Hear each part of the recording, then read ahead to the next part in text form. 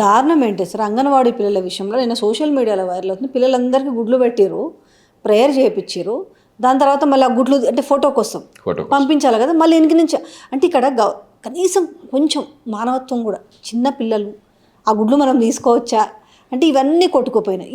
ఈ పరిస్థితి ఉంటే ఉపాధి విషయానికి వచ్చేసరికి ప్రతి గవర్నమెంట్ మేము వచ్చేసరికి 2 లక్షలు, ఇప్పుడు సంవత్సరానికి 2 లక్షల ఉద్యోగాలు ఇస్తామన్నారు, ఎవ్రీ మంత్ జాబ్ క్యాలెండర్ అన్నారు.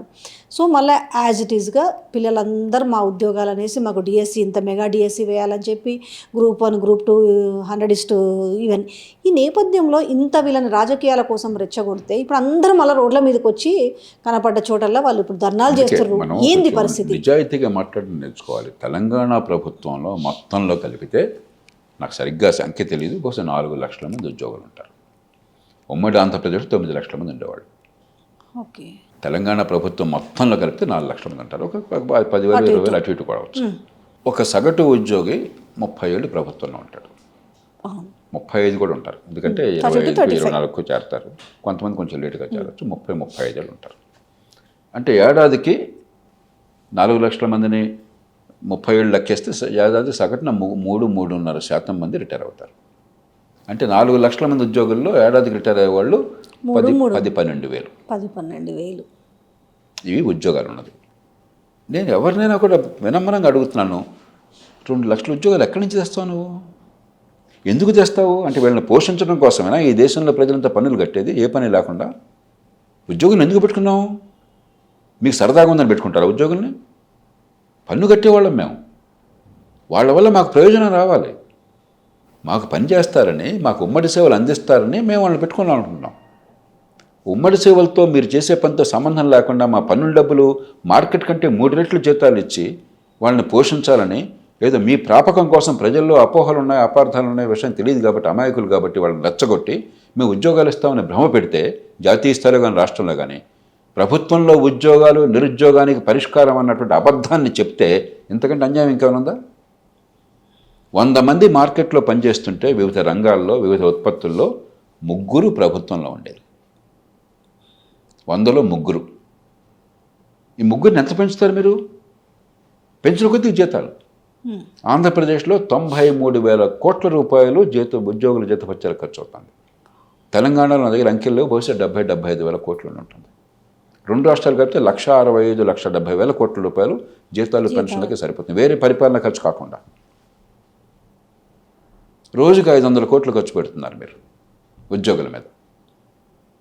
1000 రూపాయలు చేస్తారా దీన్ని? 1000 కోట్లు చేస్తారా? ఏ పని లేకుండా మాకు అంటే వీళ్ళని పోషించడమే మా బాధ్యత, ఇంక వేరే పని కాదా? ప్రభుత్వాలు అందుకోసం ఉన్నాయా? ఏం పని చేస్తున్నారో మనం చూసాం కదా, చట్టబద్ధ పాలన అట్ట తగలడిందో మనం చూసాం. కోర్టుల్లో ఈ దేశంలో 10 ఏళ్ళు తిరగకుండా న్యాయ వ్యవస్థని ఒక్కడికి చెప్పండి నాకు. ఒక మహిళ రోడ్డు మీదకి వెళ్తుంటే భయం లేకుండా ఉంటుంది నాకు అన్న వాతావరణం చెప్పండి నాకు. ఆ కలకత్తాలో గొడవ అంతా ఏంటి? దేశం అంతా ఇప్పుడు ఎట్టుకుపోతుంది. కారణం ఏంటి?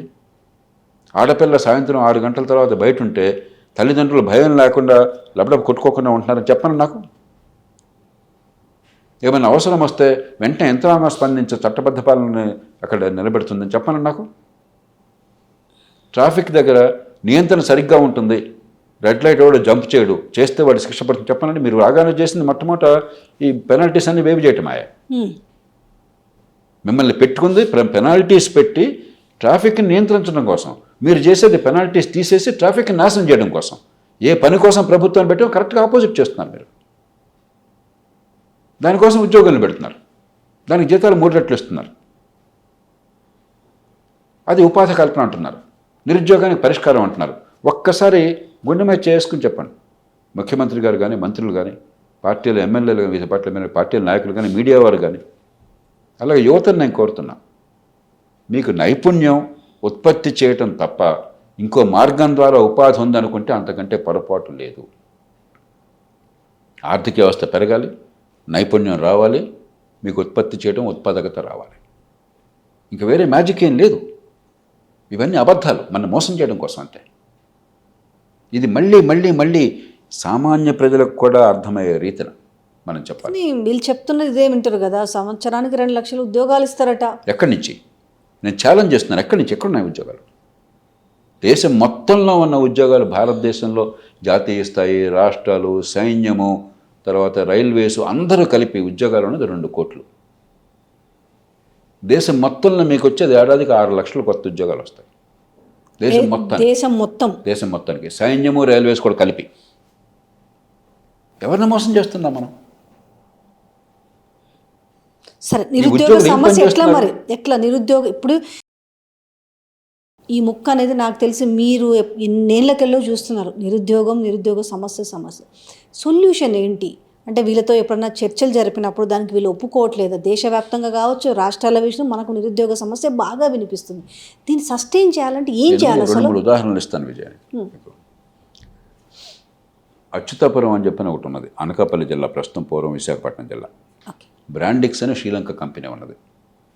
అక్కడ ఇప్పుడు ప్రస్తుతం 18,000 మంది మహిళలు పనిచేస్తున్నారు. అదివరకు 22,000 మంది ఉండేవాడు. కోవిడ్ తర్వాత తగ్గారు కొంచెం. చుట్టుపక్కల 100 గ్రామాల్లో ఒక్క మహిళకు కూడా నాకు ఉపాధి కావాలంటే ఉపాధి లేని వాళ్ళు లేరు. అలాంటి బ్రాండిక్స్ ఈ దేశంలో ప్రతి జిల్లాలో రావడం సాధ్యం. వాళ్ళంతా గార్మెంట్ మేకింగ్, వాళ్ళు విక్టోరియా సీక్రెట్కి అండర్ గార్మెంట్స్ చేస్తున్నారు. ఈ దేశంలో పుష్కలంగా పత్తి ఉంది. మన మహిళలకు కానీ లేకపోతే పనిచేసే వాళ్ళకి కానీ కొట్టడం తెలుసు, లేకపోతే నరకడం చాలా తేలిక. నిరుద్యోగం ఉన్నవాళ్ళు కోకొల్లలుగా ఉన్నారు దేశంలో. ఎందుకు అన్ని చోట్ల జరగట్లేదు?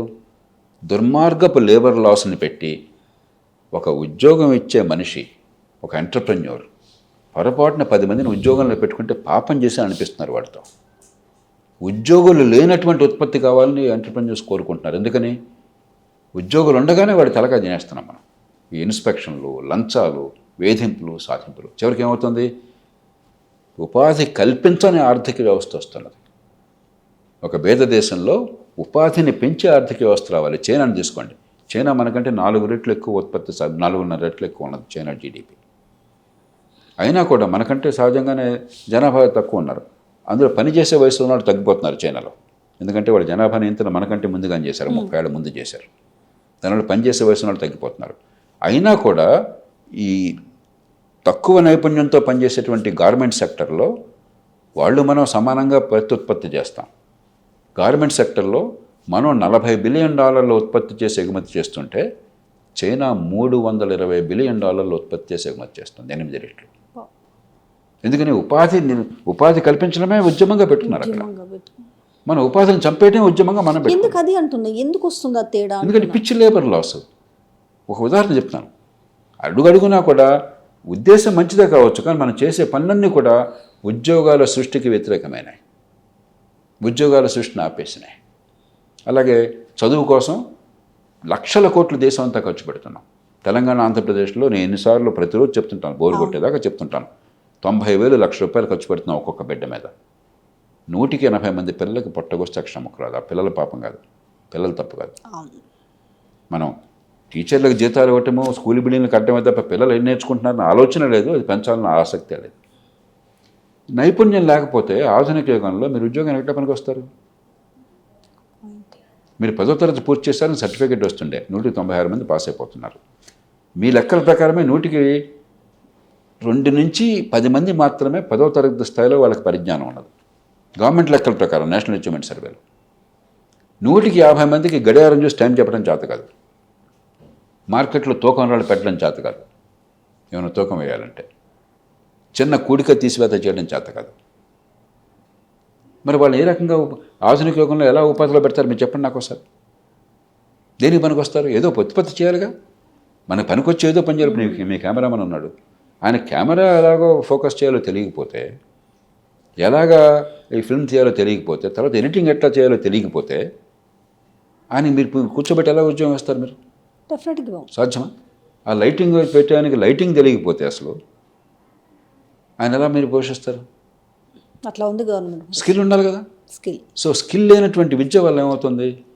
ఓ పక్కనేమో మీరు ఉద్యోగాలు ఇచ్చేవాళ్ళని ఎవరినైనా కనుక్కోండి, మీకు నాకు తెలిసిన వాళ్ళు చాలామంది ఉంటారు. ఏదో పరిశ్రమ పెట్టేవాళ్ళు, కష్టపడేవాళ్ళు, పెట్టుబడి పెట్టేవాళ్ళు. వాళ్ళందరూ అడుగుతున్నారు, మనుషులు లేరండి, స్కిల్ లేదండి, మనుషులు లేరండి, పనిచేసేవాళ్ళు మనుషులు లేరండి అని చెప్పాను. ఇంకెక్కడనే ఉంటుంది విడ్డూరం. ఉద్యోగాలు కావాలని లక్షల మంది వెనకాల పడుతుంటే, ఉద్యోగాలు ఇద్దామని కోరిన వాళ్ళకి పనికొచ్చే మనుషులు దొరకకపోతే ఎంత దారుణంగా ప్రభుత్వం ఫెయిల్ అయింది. ప్రభుత్వం ఫెయిల్ చేయలేదు, విద్యా నైపుణ్యం లేకపోవటం. ఐటీఐలను పెట్టాం పేరుకి నామమాత్రం, పాలిటెక్నిక్ పెట్టాం పేరుకి నామమాత్రం, ఇంజనీరింగ్ కాలేజీలు పెట్టాం పేరుకి నామమాత్రం. ప్రపంచంలో ఎక్కడా కూడా ఐటీఐల కంటే పాలిటెక్నిక్లు ఐటీఐల కంటే ఇంజనీరింగ్లో భారతదేశంలో మీరు గమనించారు లేదో, ఈ 2 రాష్ట్రాలు మీరు చూడండి, 2 లక్షల్లో 1,75,000 2 లక్షల్లో ఇంజనీరింగ్ సీట్లు ఉంటే ఐటీఐల్లో ఉన్నది 35,000 మంది, పాలిటెక్నిక్ ఉన్నది 35,000 మంది. ప్రపంచంలో ఎక్కడ కూడా ఇంజనీర్ల కంటే ఐటీఐలు తక్కువ ఉంటారు. కానీ ఇక్కడ అట్లా ఉంది. ఎక్కడ ట్రైనింగ్ లేదు సరిగ్గా, ఐటీఐల్లో లేదు, ఇంజనీరింగ్లో లేదు. ఏదో చదివామంటే రోడ్ల మీదకి వస్తుంది. మరి ఉపాధి ఎట్లా వస్తుంది?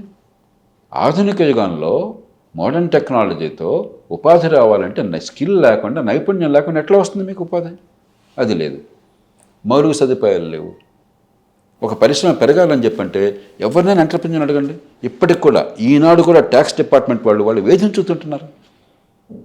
ఎవడో వచ్చే మీరు ఇంత వ్యాపారం చేస్తున్నారు కదా, ఇంత లాభం వస్తుంది కదా, నాకు ₹1,00,00,000 వచ్చి, ఏం కోటి అది తింటే కన్జ్యూమర్ తింటాడు, లేకపోతే వర్కర్ తింటాడు, నీకు ఇచ్చేది ఏంటని చెప్పంటే, ఇవ్వకపోతే నేను అసెస్మెంట్ రాసేస్తాను.